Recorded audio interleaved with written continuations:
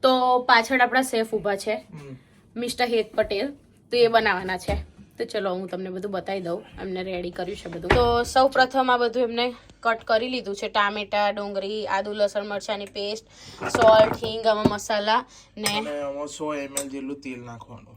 Okay, કારણ કે કાઠિયાવાડી ખાવાનું વધારે તેલમાં બને. હોટલ જેવું લગાડવું હોય તો, બાકી ઘર જેવું લગાડવું હોય તો નહીં નાખવાનું. પણ બધી વસ્તુ વધારે શેકાય તો ટેસ્ટી લાગે. ઓકે, તેલ ગરમ થઈ ગયું છે. પેલા ચેક કરવા 1-2 જીરા નાખી જોવાના. ચલો જીરા રેડી છે. તો હવે 1 મોટી ચમચી જીરું નાખી દેવાનું બિયા વગર, કારણ કે અમે ક્વોન્ટિટી વધારે બનાવી છે. તમે માપ નહીં લેજો. હવે હિંગ લેવાનું, અને હું હિંગ માપતો નહીં, કારણ કે હિંગ જેટલું મસ્ત વધારે હોય એટલું સારું ખાવાનું લાગે અને પાચનમાં સારું. આટલું નાખી દેવાનું જોયા વગર, બરાબર છે. 1 સેકન્ડ હાલવાની, બહુ હાલવાનું નહીં, કારણ કે ગેસ ફૂલ હોય ને તો બળી જાય બધું. તો 1 સેકન્ડ 2 સેકન્ડ હાલીને આ મેં 5 ઓનિયન લીધી છે, મીડિયમ સાઈઝ કે નાની સાઈઝની, મસ્ત ચોપ કરી નાખી છે ઝીણી ઝીણી. એકદમ આમ આટલી નાની જો આવી ઝીણી કરી દેવાની. હા દેખાઈ ગઈ, તો ઓગળી જાય ખાવામાં. પછી ફર્સ્ટ લાઈન નાખી દેવાની, અડીસના બધું ફર્સ્ટ લાઈન નાખી દેવાની જો આ રીતે, બરાબર છે. વાર રાહ જોવાનું નહીં, નીકળશે ને નીચે તમારું જીરું કારું થઈ જશે. આટલું બધી 100 ml થી વધારે તેલ નાખ્યું તો અત્યારે તેલ દેખાતું નથી, એટલે મેં કહ્યું વધારે નાખવાનું, ક્વોન્ટિટી વધારે હોય તો. હવે સોલ્ટ નાખી દેવાનું એ ડુંગળી જેટલું, તો ડુંગળી વગરથી ચાલુ થઈ જાય. અને બીજી એક મસ્ત ટીપ છે, ઇન્ડિયન ઘેર બધા લેડીઝ શું કરે કે આ પેસ્ટ છે ને આદુ મરચાં લસણની, એ પહેલાં બધો નાખી દે. એ પહેલાં નહીં નાખવાની તેલમાં, કારણ કે આ ડુંગળી ખસી બધી છે, શેકાવામાં ટાઈમ લેશે. એટલે ઓને ડુંગળી અડધી શેકાય ને પછી નાખવાની, તો એનો ટેસ્ટ આવે. પહેલાં નાખો શું થાય, આ બધું બળી જાય અને ડુંગળી મજા નહીં, મને ખબર.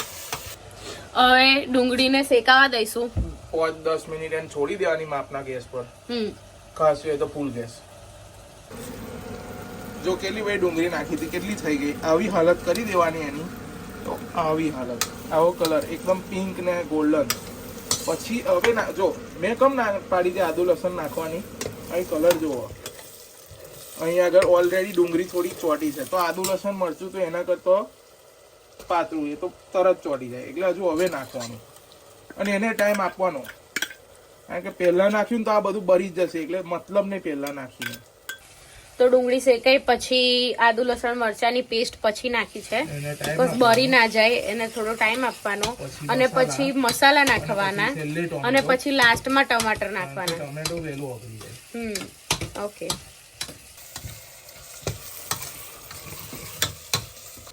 હવે આદુ લસણ મરચાંની પેસ્ટ શેકાઈ ગઈ છે, તો આપણે મસાલા નાખીશું. હવે મેઇન ટીપ કે કાઠિયાવાડી ખાવાનું હોય તો કાઠિયાવાડી ખાવામાં ધાણા જીરાનો પાવડર વધારે યુઝ થાય, એનો જ મેઇન ટેસ્ટ છે, એટલે નાખવાનું એને બરાબર. પછી હળદર ઓલવેઝ હોય કાઠિયાવાડીમાં, તો જ પેલો ટેસ્ટ આવે, બરાબર છે. આ બે વસ્તુ છે ને એ કાચી હોય, એટલે એને શેકવા માટે ટાઈમ આપવાનો. હવે ઓની જોડે જો ગરમ મસાલો મરચું નાખ્યું ને તો ગરમ મસાલો મરચું બળી જશે અને આ બે કાચું રહેશે. એટલે પહેલા હળદર અને ધોણા જીરાને શેકવાનું થોડું થોડું, બહુ નહીં. બરેવાળી ખાવામાં મેઇન કલરની મજા છે, એટલે આપણે 2 ચમચી બિયા વગર છે ને કલર કાશ્મીરી મરચું નાખી દેવાનું. કાશ્મીરી બિલકુલ તીખું ના પણ કલર મસ્ત આપે ખાવામાં. વસંતનું છે ઇન્ડિયાનું Kashmiri chilli powder, Kumthi Kashmiri chilli powder, બરાબર છે. હવે મેઇન વસ્તુ આવે 1 ચમચી ગરમ મસાલો, 1-1.5 ચમચી, બરાબર, રેડી. ઓકે, હવે ગરમ મસાલો ઓલરેડી શેકાયેલો હોય ને એટલે ગરમ કહેવાય, એટલે અડધો ગ્લાસ પાણી નાખી દેવાનું, ફટાક દઈ નીકળ, મસાલો તમારો શેકાઈને બગડી જાય. ઓકે, ગરમ મસાલામાં શેકવાની જરૂર નહીં, નીકળે બળી જાય એમ. હવે બધા ટામેટા 6-7 ટોમેટો છે, બધો નાખી દેવાનો. અને પછી ટોમેટો નાખો એટલે તરત ટોમેટો જેટલું નાખ્યું એટલી સોલ્ટ નાખી દેવાની. આ ટોમેટાના પોર્શનની સોલ્ટ આવી ગઈ, એટલે આખા શાકની સોલ્ટ પતી ગઈ. તો પાણી એડ કરો નાખજો, બાકી નહીં, હું કરવાનો છું છેલ્લે. મસ્ત હલાવી દો